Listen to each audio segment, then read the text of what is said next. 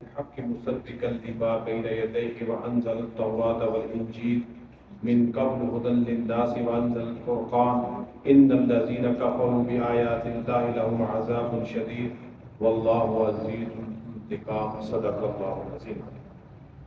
سورہ آل عمران کی یہ ابتدائی آیات اور اس کے بعد کی 83 آیات یہ نازل ہوئی ہیں جس وقت نجران کے عیسائی ان کا ایک وفد مدینہ طیبہ تشریف لایا۔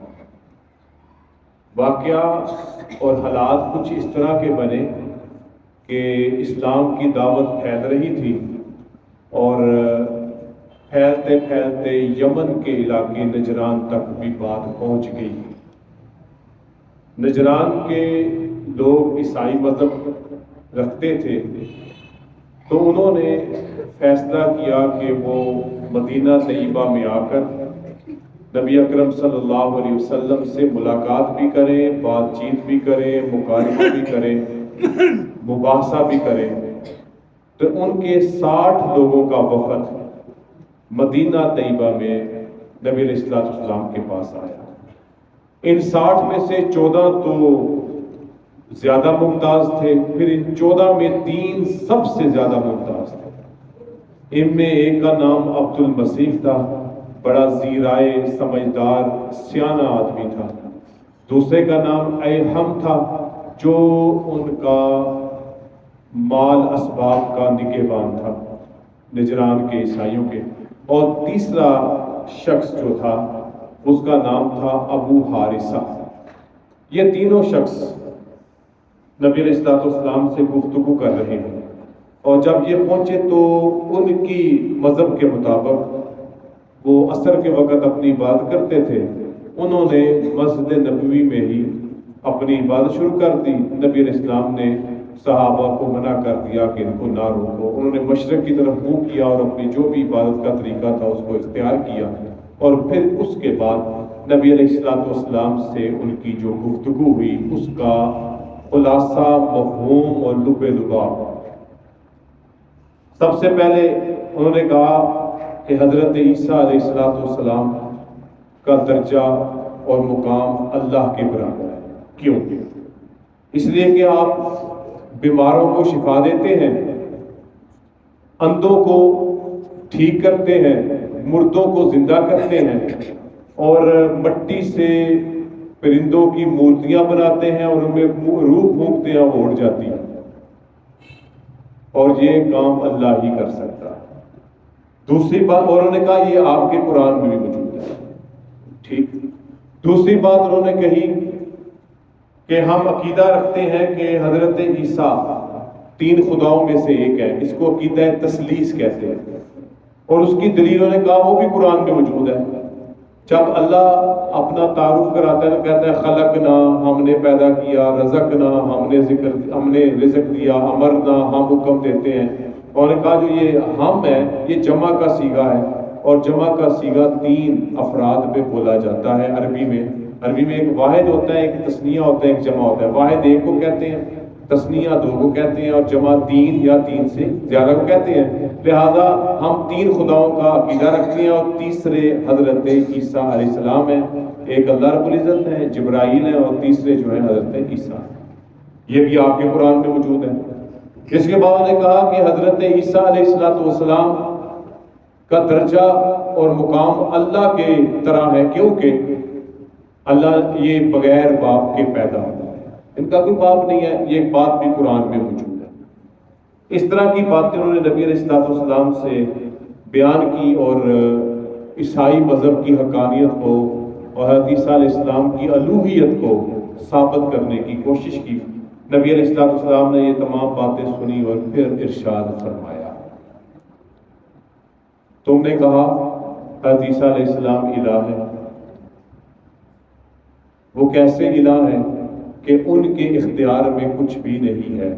اللہ تعالیٰ نے یہ سارا نظام سنبھال رکھا ہے، کیا حضرت عیسیٰ علیہ السلام ایسے ہیں؟ انہوں نے کہا نہیں، ایسے تو نہیں۔ پھر حضور اکرم صلی اللہ علیہ وسلم نے ان سے فرمایا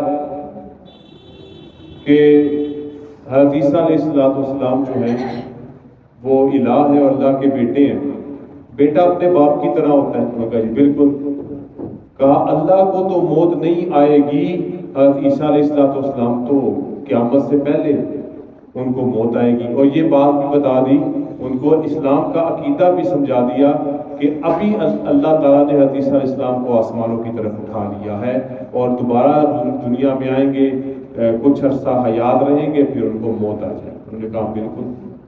اور پھر اسی طرح حضرت عیسیٰ علیہ السلام کیا اللہ کی طرح مکمل غیب کی خبریں رکھتے تھے یا اتنی رکھتے تھے جتنی اللہ نے ان کو بتائی تھی؟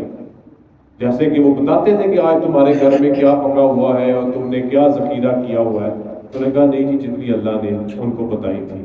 تو اس کا مطلب تو یہی ہوا نا کہ حضرت عیسیٰ علیہ، اور پھر ہاں ایک اور بات انہوں نے نبی علیہ السلام نے فرمائی کہ حضرت عیسیٰ علیہ السلام کی تخلیق کیا ویسے ہی نہیں ہوئی حضرت مریم کے بطن میں جیسے باقی لوگوں کی، انسانوں کی؟ ان کا یہ بھی ایسا ہی ہے۔ تو خدا تو ان چیزوں سے پاک ہے اور ان کے پاس کوئی جواب نہیں تھا، لہٰذا وہ اس پر خاموش ہو گئے۔ اللہ تعالیٰ نے پھر انہی ابتدائی 5 آیات میں اور بعد کی 83 آیات بھی اسی طرح اللہ رب العزت نے حضرت عیسیٰ علیہ السلام اور اللہ تعالیٰ کی الوہیت کے حوالے سے خصوصاً الف لام میم حروف مقطعات، اب اللہ اپنا تعارف کروا رہے ہیں۔ اللہ لا الہ الا هو الحی القیوم، اللہ اس کے سوا کوئی معبود نہیں۔ وہ اللہ کون ہے؟ الحی القیوم، جو زندہ بھی ہے اور نظام کائنات کو سنبھالنے والا ہے۔ نزل علیک الکتاب بالحق، اس نے تجھ پر یہ سچی کتاب نازل فرمائی، مصدقا لما بین یدیہ، جو تصدیق کرنے والی ہے جو آپ کے پاس ہے۔ وانزل التوراۃ والانجیل، اور اللہ ہی نے نازل کی ہے تورات اور انجیل۔ یہ بتایا کہ حضرت عیسیٰ علیہ السلام کا جو مقام اور مرتبہ ہے وہ ایک پیغمبر اور رسول کا ہے۔ من قبل ھدی للناس، وہ کتابیں لوگوں کے لیے رہنما ہے، ہدایت ہے۔ وانزل الفرقان، اور اس نے فیصلہ کن چیزیں نازل فرمائی، مطلب تورات میں، انجیل میں، زبور میں اور اسی طرح قرآن مجید میں۔ ان الذین کفروا بآیات اللہ، بے شک جو لوگ اللہ کی آیتوں سے منکر ہوئے، لہم عذاب شدید، ان کے لیے سخت عذاب ہے۔ واللہ عزیز انتقام، اور اللہ تعالیٰ زبردست بدلہ لینے والا ہے۔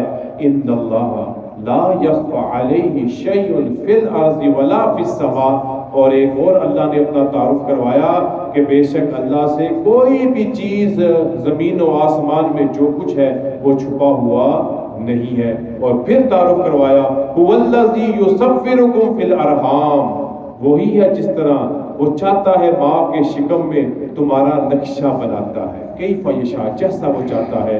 لا الہ الا هو العزیز الحکیم، اس کے سوا اور کوئی معبود نہیں، وہ زبردست حکمت والا ہے۔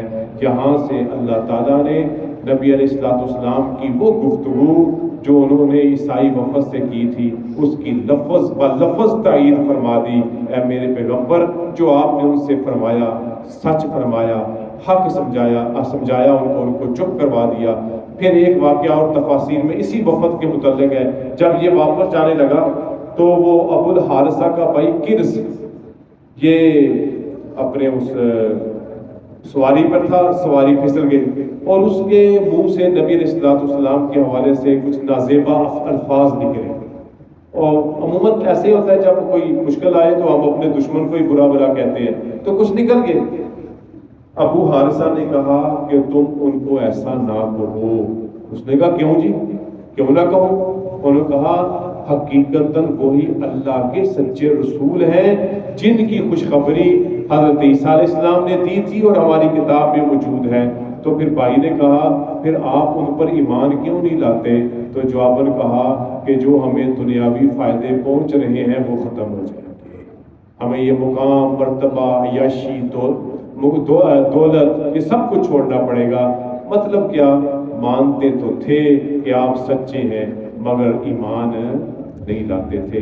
بہرحال ہمیں ماننا بھی ہے اور اللہ کے نبی پر ایمان بھی لانا ہے، اور اللہ نے، جیسے اللہ کے نبی نے اللہ کا تعارف کروایا ہے، ہم نے اللہ پر بھی اسی طرح ایمان لانا ہے۔ اللہ تعالیٰ ہم سب کو ایمان اور عمل کی زندگی عطا فرمائے۔ وآخر دعوانا الحمدللہ رب العالمین، الحمدللہ رب العالمین، والصلاة والسلام علی رسولہ الکریم۔ ربنا آتنا فی الدنیا حسنۃ وفی الآخرۃ حسنۃ وقنا عذاب النار۔ ربنا لا تزغ قلوبنا بعد إذ هديتنا وهب لنا من لدنك رحمة إنك أنت الوهاب۔ وصلی اللہ تعالی علی خیر خلقہ محمد وعلی آلہ وصحبہ اجمعین برحمتک یا ارحم